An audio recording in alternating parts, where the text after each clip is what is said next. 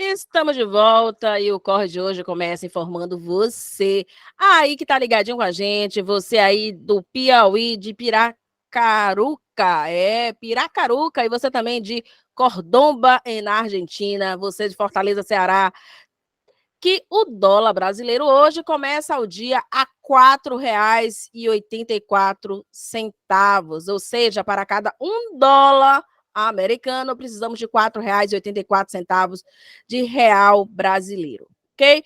Também no Corre da Semana de hoje, a gente traz várias dicas e informação para você começar essa quinta-feira aí ligado na nossa economia. E o governo lançou um programa para reduzir o preço dos veículos populares. E montadoras já aderem ao programa do governo para abater carros zero, barateando carro zero. Ou seja, você aí que levou 4 anos sem trocar de carro, vai aí ter uma oportunidade para comprar um carro mais barato. De acordo com o Ministério de Desenvolvimento, Indústria, Comércio e Serviço, até agora, as montadoras usaram 30% dos créditos tributários para serem convertidos em descontos ao consumidor. 9 montadoras de veículos já aderiram ao programa Carro Zero Quilômetro mais barato. O desconto varia entre R$ 2.000 a R$ 8.000 na aquisição do carro zero. Aí, para você que quer ir trocar de carro, é um momento de aproveitar aí e avaliando sempre, porque o Corre é dica de economia para a gente economizar e ter mais consciência financeira. Avalie aí o modelo de carro que você quer comprar, avalie a taxa de juro que cada concessionária está te oferecendo e faça um bom negócio. Nosso próximo giro de notícia aqui do Corre da Semana é que entidades ligadas à cidadania e aos direitos sociais lançam frente em defesa das favelas. Com o objetivo de incluir as favelas na agenda do Congresso Nacional, a CUFA, Central Única das Favelas, a Frente Nacional Antirracista e outras entidades que juntam juntos a mais de 200 parlamentares, deputados, para criar a Frente Parlamentar em Defesa das Favelas e Respeito à Cidadania. O programa, esse programa, essa frente, né, vai trazer exatamente, dar visibilidade e trazer para o meio aí do Congresso Nacional a discussão sobre as favelas, porque a economia gira dentro dessas favelas. E a gente precisa pensar estratégias, programas, né, para fortalecer essas comunidades e essas pessoas que estão aí nas mais de milhões de favelas brasileiras aí ao longo do nosso país. E que tem uma economia pulsante aí, a Central Única aí, junto com toda essa frente, vem aí encabeçando essa união aí, com essa liga aí para a cidadania e os direitos sociais. Ok? Vamos ficar aí de olho e exigir, né, que políticas públicas sejam focadas e pensadas para os cidadãos das favelas brasileiras. Outro giro de notícia aqui do nosso Corre da Semana é que o programa de redução de litígio fiscal, né, da Receita Federal, ou simplesmente chamado de litígio zero, que é uma medida excepcional de regularização tributária. Para você aí que está devendo a Receita Federal, tem aí esse programa Litígio Zero, que prevê a possibilidade de renegociação de dívidas por meio da transação tributária para débitos discutido junto às delegacias da Receita Federal e o Conselho Administrativo. Eles resolveram aí, esses órgãos, prorrogar esse prazo. Então, o programa que prevê essa redução aí de poder a possibilidade de você parcelar, né, ter uma redução aí de juros. Esse programa ele vai estar em vigor aí até 31 de julho. Então, você aí corre para poder fazer a sua renegociação, não fica de fora, aproveita essa oportunidade, ok? Então, você aí que está ligado com a gente, você que está aqui sempre ouvindo a gente aqui no nosso programa, que está ligadinho aí, você aí também, ó, de La Pampa, na Argentina, e de Alagoas, Giraú, Giraúdo Ponciano, nunca vi esse nome. Bem-vindo aí, a galera de Alagoas aí, de Giraúdo Ponciano. Tem ainda mais um giro de notícia para você que está aí chegando agora no nosso programa, que a Receita Federal alerta você que é microempreendedor. Tem microempreendedor aqui nesse programa? Eu gostaria de saber e ouvir você. Manda um WhatsApp para a gente, 319-308-5976, 319-308-5976. Manda um WhatsApp para a gente, que a gente quer saber o que você está achando. E eu quero saber de você, que é microempreendedor individual, quais são as suas maiores dificuldades, porque a sua maior dificuldade pode se tornar um conteúdo para a gente esclarecer para você que está aqui nos ouvindo do outro lado. E a Receita Federal alerta para você, que é microempreendedor individual, sobre os novos valores do DAS. A edição da MP, que é a medida provisória de 1172, definiu aí o novo salário mínimo. No dia 1º de maio, nós tivemos um novo salário mínimo vigorando no nosso país. E a parte relativa à Seguridade Social do microempreendedor sofre um ajuste. Por que isso, Rose? Porque a alíquota da Seguridade Social do microempreendedor, ele é baseado no salário mínimo, ou seja, 5% do salário mínimo. Então, se houve um aumento do salário mínimo, essa alíquota, consequentemente, vai aumentar.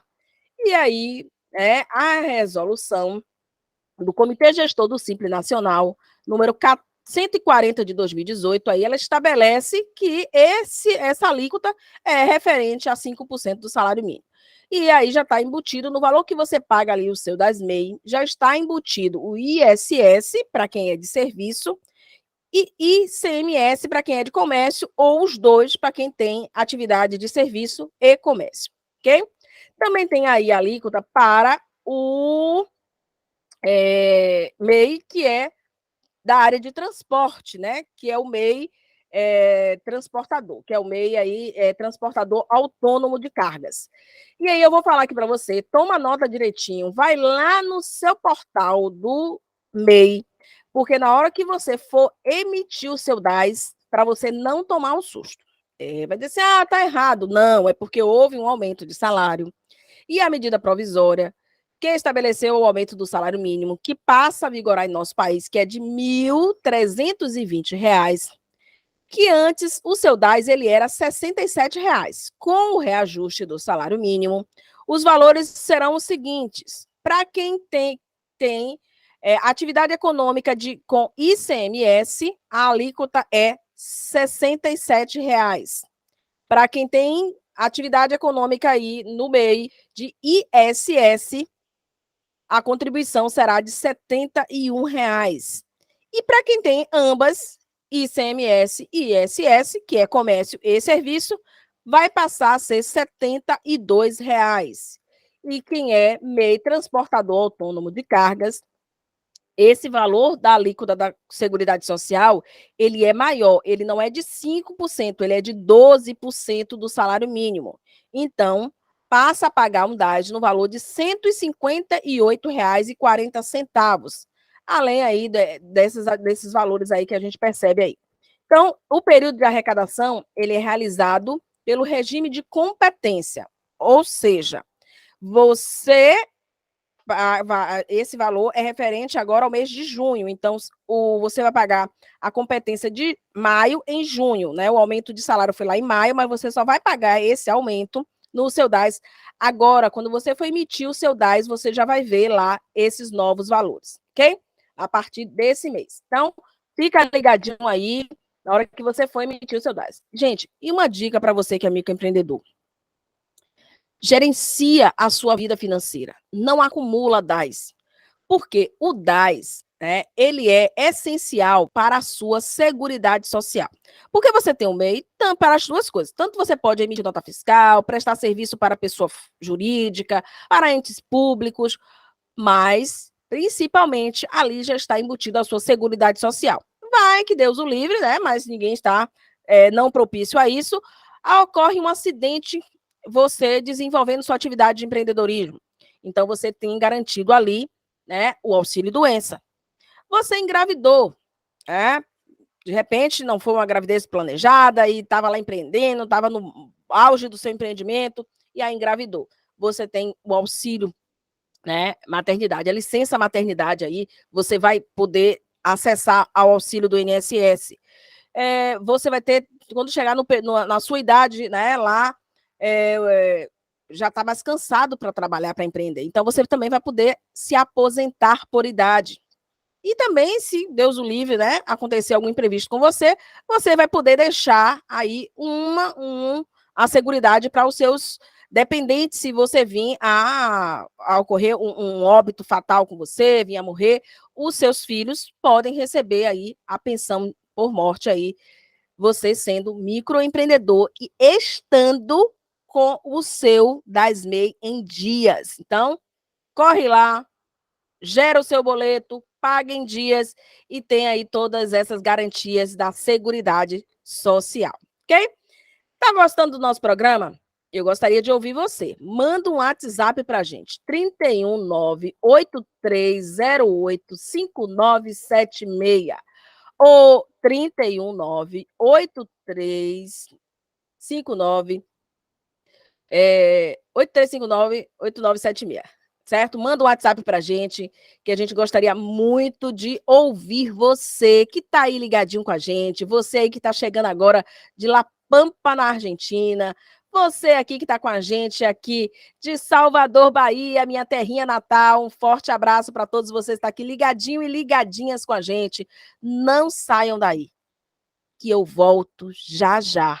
E a gente vai falar um pouquinho sobre a pesquisa do empreendedorismo feminino no Nordeste. Não sai daí que eu volto já já. Estamos de volta e a gente vai bater um papo, né, sobre uma pesquisa que foi lançada, né, em março desse ano. A gente está aguardando aqui a nossa convidada, e aí eu quero ver com as meninas aí se tem alguém aí aguardando para entrar na nossa sala, para que a gente possa começar a bater esse papo, né?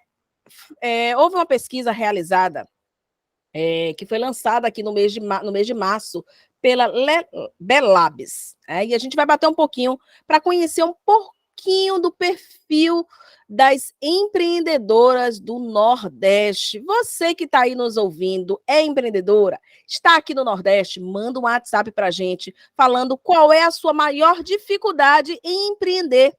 E a nossa convidada de hoje é a Marcela Fugi. É isso mesmo? Bem-vinda, doutora Marcela. Muito bom tê-la aqui no nosso programa. Bom dia. Bom dia. Obrigada, Marcela Fugi. É um prazer estar aqui com vocês. Maravilha. Então, eu gostaria de começar, né? Com todas as nossas convidadas, a gente faz uma pergunta, né? Qual é o seu corre? O meu corre é trabalhar todos os dias para aumentar o poder econômico das mulheres que estão na invisibilidade. Maravilha.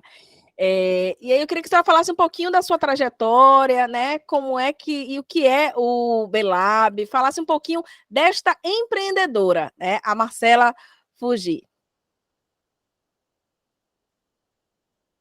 Tá fechado o áudio.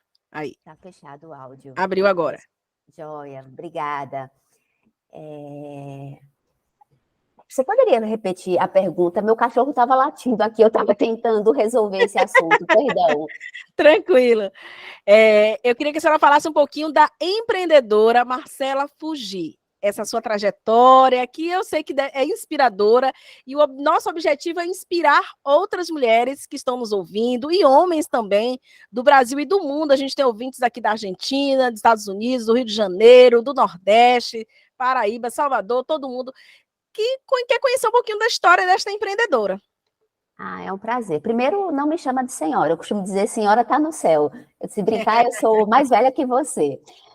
Segundo, a minha trajetória no empreendedorismo começou muito jovem. Eu sou filha de...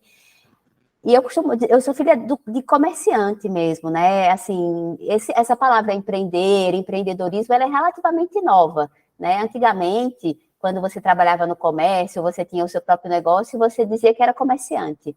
E eu sou filha de comerciante. Meus pais empreendem desde cedo, né? Minha mãe comprava renda no Ceará para vender em São Paulo, e meu pai vendia saca de algodão para colocar açúcar, para armazenar açúcar. Então, ele rodava o Brasil para vender esses sacos para fábricas, né? As usinas de açúcar. E eu nasci nesse meio. Então, nasci em São Paulo, eles moravam em São Paulo, e eles montaram uma papelaria, uma loja assim, de diversas coisas ali na Faria Lima, em São Paulo. Eu brinco com eles, se eles ainda estivessem em São Paulo, eles iam ser chamados de Faria Limers, né? Que é o termo da moda lá em São Paulo, quem trabalha nessa região. Mas eu nasci nesse ambiente, eu nasci, e logo depois, aos 6 anos, eu já mudei, eles voltaram para o Nordeste, né, para Campina Grande, e também trouxeram a mesma ideia de negócio para Campina Grande, para Paraíba, e aí desde nova eu trabalhava com eles, saía da escola, aos 10 anos ia dar um expediente lá na loja, e a loja também vendia revista, e aí eu sempre gostei muito de ler, então eu lia muito gibi, eu acho que aí começou a minha paixão por leitura. E logo depois disso hoje eles têm um hotel da rede Ibis, em Campina Grande, e eu trabalhei com eles até os 18 anos, quando foram surgindo as oportunidades da vida, e aí eu tive me formei em Direito e tive a oportunidade de ir morar na Suécia. Então, eu morei na Suécia trabalhando, ao contrário do que eu pensava, que ia migrar pelo empreendedorismo aí sempre, eu tive a oportunidade de morar na Suécia, e na Suécia eu trabalhei 12 anos em multinacionais, nos cargos de gestão de projetos, gestão de contratos, na indústria tanto de energia quanto de trens, de passageiros.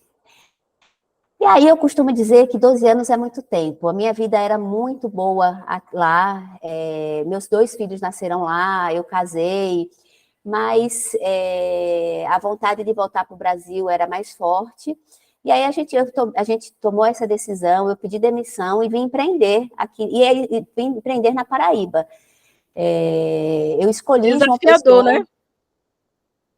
Muito, muito desafiador, mas isso estava muito claro para a gente, que a gente queria voltar, e voltar bem, e para manter a qualidade de vida que a gente tinha lá em Estocolmo, a gente quis escolher uma cidade com uma excelente qualidade de vida, e João Pessoa é uma delas na Paraíba. Lógico que pesou o fato dos meus pais estarem em Campina Grande, para quem não conhece, João Pessoa fica a 130 quilômetros de Campina Grande, e aqui, há 10 anos, eu construo a minha vida empreendedora. Eu comecei empreendendo no varejo, tenho algumas operações de varejo, mas logo assim, alguns anos, né, atuando no varejo, eu comecei a ser tomada por uma inquietação muito grande, de que a gente conseguiria também impactar a vida de outras pessoas, né? A gente carregava tanta experiência no mundo profissional e na vida profissional e na vida pessoal, né? E é por isso que eu costumo dizer que a Bilebs nasce desses ciclos que foram se encerrando na nossa vida pessoal e profissional.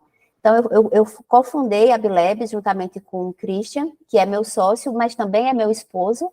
Foi com ele que a gente está junto há mais de 22 anos, e foi com ele que eu partilhei minha vida nos 12 anos na Suécia. E a gente sempre quis trazer uma inovação muito grande. A Suécia é um dos países mais inovadores do mundo e também é um dos países mais igualitários, tanto na questão de gênero quanto na questão da igualdade social. E a gente entendeu que essa inovação que a gente queria tanto trazer era, na verdade, uma inovação social. E a Bilebs nasce, né, com esse propósito de acelerar futuros diversos, inclusivos e abundantes, com a missão de aumentar o poder econômico dessas mulheres. Maravilha. E, assim, como que se dá o trabalho da Bilabs? A gente entendeu que empreender é difícil para todo mundo, né? No país que a gente tem. É difícil para o homem, é difícil para a mulher. Mas quando a gente olha para o empreendedorismo feminino, a gente entende que a mulher lida com muito mais, além das dificuldades que já existem pelas questões macroeconômicas do nosso país, a mulher tem que lidar com preconceito, machismo, vieses inconscientes, a jornada dupla, tripla, por vezes quádrupla. E tudo isso faz com que ela desista mais cedo. Existe uma pesquisa do Sebrae que fala que a cada 10 homens, quase 7 conseguem seguir com seu negócio. E quando a gente traz esse olhar para a mulher, esse número cai para 3,4. Ou seja, quase a metade das mulheres desistem antes. Os desafios são maiores para as mulheres, né? Diante de todo esse cenário, né? São maiores, a gente desiste antes, porque a gente não se sente empreendedora, a gente acha que não é capaz, a gente acha que não nasceu para isso, né? A gente não dá conta. E também eu percebo também, né? Eu milito nessa questão do empreendedorismo feminino há muitos anos também, e eu percebo muito que há uma pressão social muito forte para as mulheres, né? Com relação ao mercado de trabalho formal. Então, assim, às vezes ela não encontra esse apoio também na própria família, né? E você trouxe uma fala bem bacana, né? A gente está aí no mês dos namorados, na semana dos namorados, e a gente vai falar na mentoria financeira de hoje como prosperar entre casais. E você trouxe que o seu sócio, o seu parceiro, né, seu companheiro é o seu sócio. Então, muitas vezes, muitas mulheres não encontram esse apoio no empreender. Não sei se você percebe também isso. Eu acho que é bem antagônico e bem paradoxal. A Bilebs lançou uma pesquisa agora, alguns meses atrás, e a pesquisa teve um dado bem revelador, não vou falar alarmante, mas quase 92% das mulheres entrevistadas responderam que não deixariam de empreender se recebessem uma proposta formal de emprego, CLT. Isso é paradoxal por quê? Porque essas mesmas mulheres retêm uma renda de 1 a 3 salários mínimos e mostram que o empreender é muito difícil, né? Elas têm todas as lidas, a gente tem dados como 26% delas tem que lidar são mães, tem que lidar com a jornada quádrupla, sentem que não confiam em si mesmo, não acreditam em si mesmo. Então, a jornada do empreender para a mulher é uma jornada muitas vezes de dor, é a jornada de ser mulher na sociedade que a gente está. E esse dado tão alto, né, de 92%, revela que ainda assim, ela optaria a empreender. E a minha análise em relação a isso se dá pelo fato que a gente tem um mercado de trabalho que não acolhe o ser mulher, as necessidades de ser mulher, né? Ela não acolhe, é um mercado de trabalho muito cruel. Então, para a mulher, ela muitas vezes ela quer abrir mão da estabilidade, que nem é uma estabilidade, né? É uma estabilidade de uma CLT, que não garante estabilidade, você tem só lá os seus direitos, mas pode ser demitido a qualquer momento. Você só tem uma estabilidade de salário no final do mês enquanto você tiver com aquele contrato. Exatamente. E prefere empreender, porque assim ela vai ser mais dona da vida dela, né? Ela vai poder gerir o tempo dela, vai poder ficar com um filho em casa, e ela vai poder ter mais controle sobre alguns aspectos da vida dela.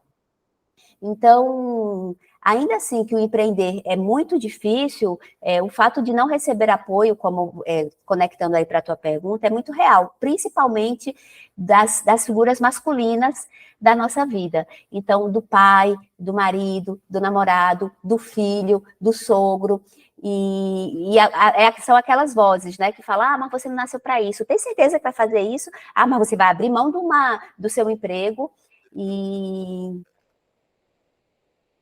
essa falta de apoio, ela impacta muito na decisão dessa mulher permanecer empreendendo. E aí você mencionou o fato da nossa opção, né, de empreender, eu e Christian, que além de meu sócio também meu parceiro, eu costumo dizer que é uma construção também, né, é uma construção. Maravilha.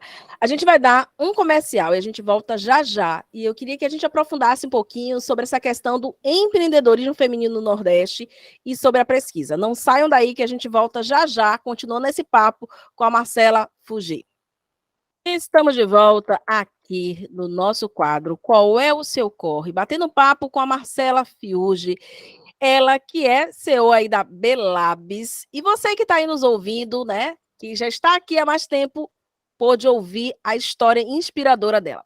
E pode também participar do nosso programa ligando para a gente, mandando um WhatsApp 319-308-5976. Você que está aí ligadinho com a gente de La Pampa, na Argentina, de Guiraú do Ponciano em Alagoas, você de Viçosa, do Rio de Janeiro, você aí de Sorocaba, São Paulo, de Tambor da Serra também em São Paulo, você de Buenos Aires aí na Argentina, de Santa Cruz na Argentina, você também aí do México, também aqui ligadinho com a gente, Contagem, Minas Gerais, você de Guaraciaba do Norte, Ceará, Betim, Minas Gerais, todo mundo aqui ligadinho no nosso programa, pode participar. Manda um WhatsApp pra gente, 319-308-5976. Fala o que você está achando do nosso programa e qual é o seu maior desafio em empreender. E a gente está falando um pouquinho sobre aqui em mulheres empreendedoras do Nordeste. E, Marcela, a Le Belab lançou aí no março, né? Que foi o Março Mulher, que a gente chama aqui na Bahia, é o mês que comemora aí o 8 de março, e vocês trouxeram uma pesquisa muito bacana, e foi assim que eu me conectei com você, a partir dessa pesquisa, que eu achei muito interessante, que é o perfil das mulheres empreendedoras do Nordeste. Fala pra gente um pouquinho desse perfil e como foi para vocês realizar essa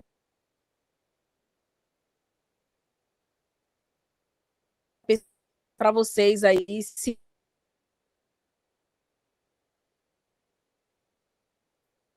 foi de acordo com o que vocês pensavam, né? O que é que isso pode ajudar os governos? Aí eu já botei um monte de perguntas, mas aí depois a gente continua com outras perguntas. Eu queria falar um pouquinho da pesquisa, o que motivou, e o que o resultado dela traz. Existem, na verdade, a pesquisa foi lançada no mesmo período que a Bilebs completa 5 anos, e nessa estrada, né, nessa história que a gente está construindo, a gente observou que existem, sim, muitos dados relacionados ao empreendedorismo feminino no Brasil, porém, quando a gente quer olhar um pouco mais especificamente para o Nordeste, a gente sentiu falta desses dados.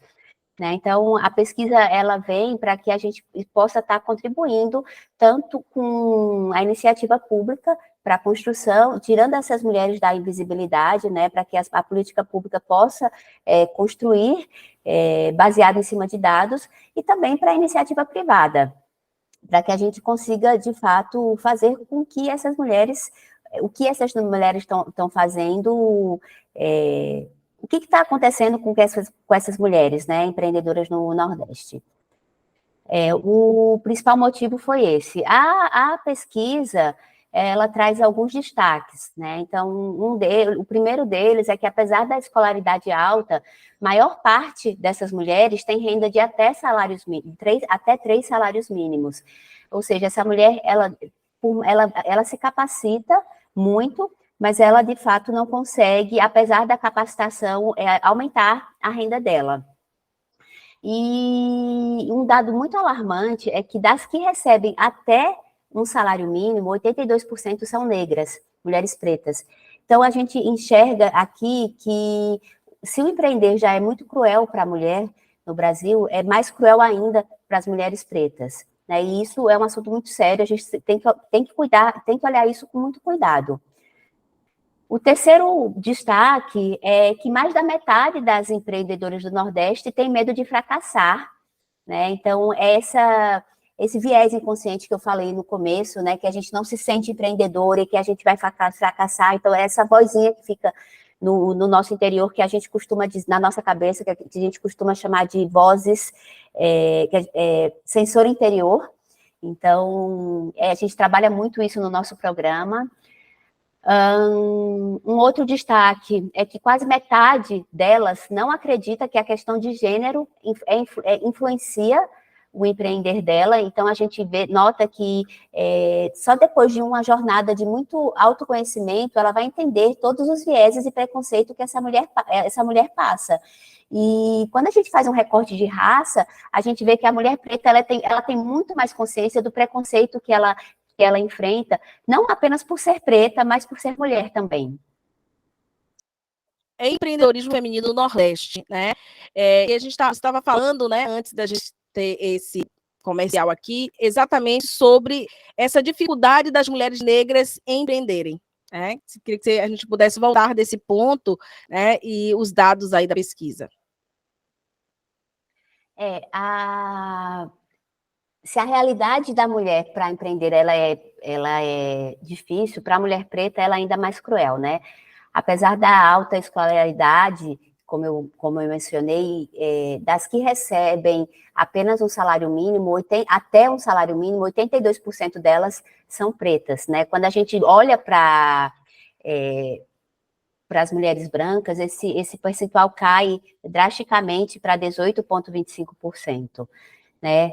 78% das mães empreendedoras pretas recebem menos que um salário mínimo. No caso das brancas, esse percentual cai para 16%. Então, esse cenário engloba tanto as mulheres que são mães e as que não são mães. Né? Elas têm mais medo de fracassar. As mulheres, elas enfrentam mais dificuldades, porém de uma forma consciente, como eu mencionei aqui. Eu costumo dizer que é...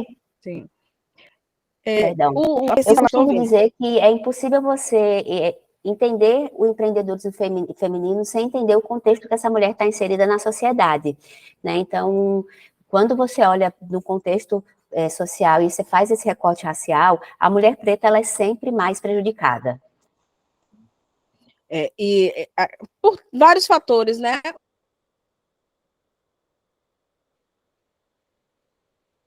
Trabalho com empreendedorismo feminino há muitos anos aqui em Salvador.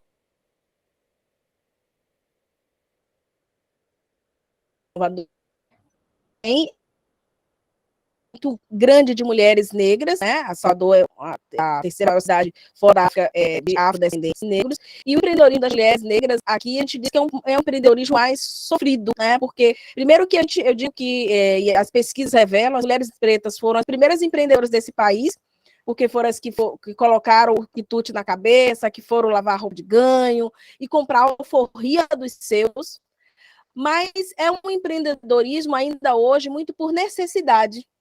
Né? Não é um empreendedorismo, né, por oportunidade. E aí estão os grandes desafios das aceleradoras, né? Eu sou mentora de várias aceleradoras aqui de Salvador, como a Acelere AO, como o Vale do Dendê, e que exatamente possibilitar a essa mulher empreendedora que iniciou o seu empreendimento por necessidade, ela se tornar uma empreendedora por oportunidade, porque é possível.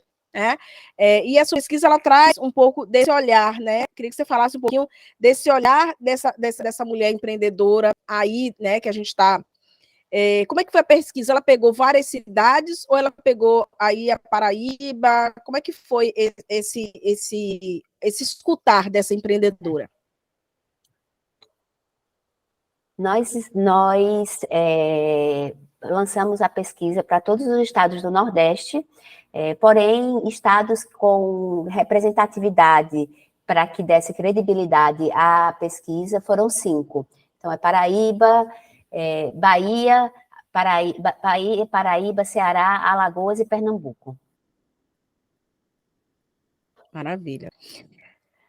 Marcela, estamos chegando ao finalzinho do nosso bloco, do nosso programa, e eu queria que você desse as suas considerações finais, desse uma mensagem para as nossas empreendedoras do Nordeste, da Bahia e do mundo que está nos ouvindo, né? E deixasse os contatos da Belabs e divulgasse algum produto ou serviço que vocês estão desenvolvendo.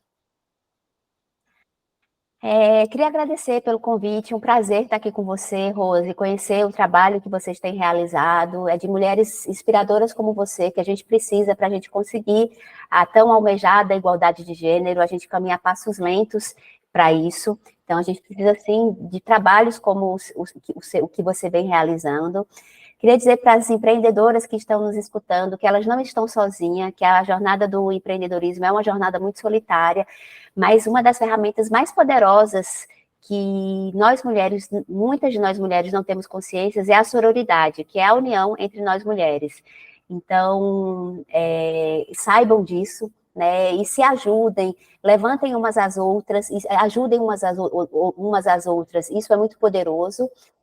Queria dizer para quem quer entrar em contato com a gente, que a gente está presente na internet, em todas as redes sociais, porém no Instagram, @be.labs, então be.labs, o nosso site é belabs.org, e para dizer que a gente está com inscrições abertas para quem está no Rio Grande do Norte, a gente está com inscrições abertas, é só ir no Instagram do Sebrae, lá do Rio Grande do Norte, e que em breve a gente vai abrir inscrições no Ceará, em Alagoas.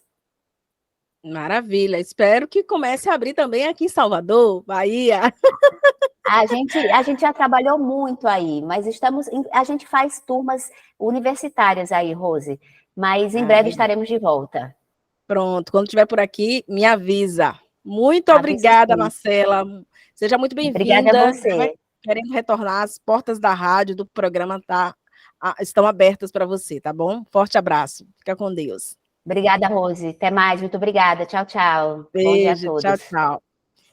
E na nossa mentoria financeira de hoje, eu fiquei de dar algumas dicasinhas para você, casal aí que quer prosperar junto. O desafio de estar a dois são grandes. Quanto mais quando envolve finanças. E é preciso os casais aprenderem a administrar as suas finanças. E eu vou passar aí algumas dicasinhas para você cuidar das suas finanças em casal e diminuir aí esses desafios. Porque um dos fatores que fazem com que os casais mais briguem, além aí do ciúme, além dessa relação, né, amorosa, compras impulsivas, estouro do limite do cartão de crédito, empréstimo de dinheiro para alguém em segredo. Então, esses fatores que estão relacionados a dinheiro são fatores que fazem os casais se desarmonizarem. Então, aí vai algumas dicasinhas para você aí harmonizar as finanças com o seu amor e manter esse clima, né, amoroso aí dessa semana, né, do Dia dos Namorados e a semana aí o mês dos namorados. Primeiro tenha planos individuais, mas também tenham planejamento financeiro do casal. Você precisa ter os seus planos individuais, administrar sua conta, seu dinheiro, e aí ter parte que seja conjunto, né, que vocês possam planejar viagens conjuntamente, os gastos necessários para as despesas essenciais da família, é preciso calcular a renda familiar. Então, no momento que você calcula a sua renda familiar, você vai entender quais são os valores necessários para cada casal aportar para cobrir essas despesas. E as finanças é saber que o valor da renda familiar é definido o quanto será destinado para gastar mensal, com as necessidades, os bens de necessidades pessoais, com lazer, tudo isso precisa estar planejado e definido qual o valor que precisa. Então, é uma reserva de emergência, né? Alguém ficou doente, então precisa calcular muito bem essa renda aí familiar no orçamento doméstico. E saber como economizar. As finanças para casais devem passar por uma série de modificações, visando evitar gastos desnecessários e melhorar o nível de poupança do casal. Então, vocês podem criar uma conta, né, que seja uma conta de reserva de emergência e de poupança. Mas o que eu deixo como uma dica essencial é que da sua renda, você reserve 60% seja para as despesas do casal, despesa da família, e 40% seja despesa que cada um administre individualmente, que a gente não pode perder a nossa individualidade. Então, aprende a dividir despesas, mas também mantenha a sua individualidade. Então, 60% eu reservo para cobrir as despesas da família, do orçamento doméstico, e 40% eu deixo para manter as minhas necessidades pessoais, os meus objetivos comuns, porque a gente precisa manter a nossa individualidade. Então, equilibrar objetivos comuns, que é o objetivo da família, do casal, e objetivos pessoais aí, né? E não esquecer do fundo de emergência. É essencial você ter o seu fundo de emergência da família, do casal, porque pode e sempre surge despesas extras, pode ser a necessidade de alguém passar por algum tratamento, a necessidade de alguém ficou desempregado. Então, essa reserva de emergência vai suprir essas situações que o nome já diz, emergenciais, que não estavam planejadas antecipadamente, ok? Então, essas foram as nossas dicas aqui da nossa mentoria de hoje. Quero muito agradecer a todos e a todas vocês que estiveram aqui presente com a gente no nosso programa. Quero agradecer a cada um que passou por aqui, a nossa convidada, a Marcele Fugi, que esteve aqui com a gente.